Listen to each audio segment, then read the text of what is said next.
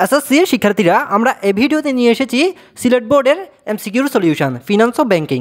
তো এটি হলো গ সেট। তো এখানে 1 নম্বর প্রশ্নের উত্তর হবে স্যাক কি। তো এই প্রশ্নের উত্তর হবে আমানতকারীর লিখিত আদেশ। তারপর 2 নম্বর প্রশ্নটি 72কে অর্থাৎ 72কে প্রকল্পের মেয়াদ দিয়ে ভাগ করলে কী পাওয়া যায়।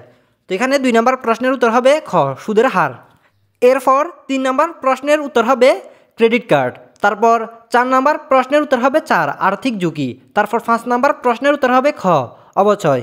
তারপর 6 নম্বর প্রশ্নের উত্তর হবে খ শেয়ার মূলধন। এরপর 7 নম্বর প্রশ্নের উত্তর হবে ঘ কেন্দ্রীয় ব্যাংক।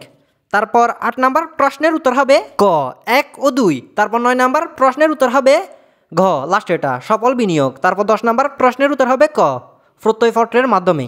এরপর 11 নম্বর প্রশ্নের উত্তর হবে ক 1 ও 2। তারপর 12 নম্বর প্রশ্নের উত্তর হবে খ 7 জন। তারপর 13 নম্বর প্রশ্নের উত্তর হবে খ এমপি কোম্পানি লিমিটেড। তারপর 14 নম্বর প্রশ্নের উত্তর হবে ঘ 1 2 3 তিনোটা।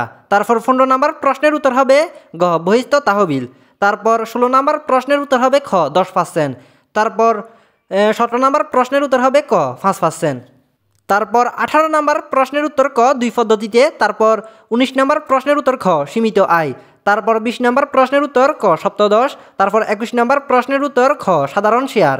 এরপর 22 নম্বর প্রশ্নের উত্তর খ গ আমদানি ও রপ্তানি। তারপর 23 নম্বর প্রশ্নের উত্তর ক 1 ও 2। তারপর 24 নম্বর প্রশ্নের উত্তর ঘ এনি ব্রাঞ্চ ব্যাংকিং। তারপর 25 নম্বর প্রশ্নের উত্তর ক 1 ও 2। তারপর 26 নম্বর প্রশ্নের উত্তর ঘ ঊনবিংশ শতাব্দী। তারপর 27 নম্বর প্রশ্নের উত্তর ঘ 1971 সালে। তারপর 28 নম্বর প্রশ্নের উত্তর ক 1 মালিকানা ব্যবসায়। তারপর 29 নম্বর প্রশ্নের উত্তর হলো খ 12 লক্ষ টাকা। তারপর 30 নম্বর প্রশ্নের উত্তর হলো গ 24%। তো শিক্ষার্থী আমাদের প্রশ্নের উত্তর দেখা হলো।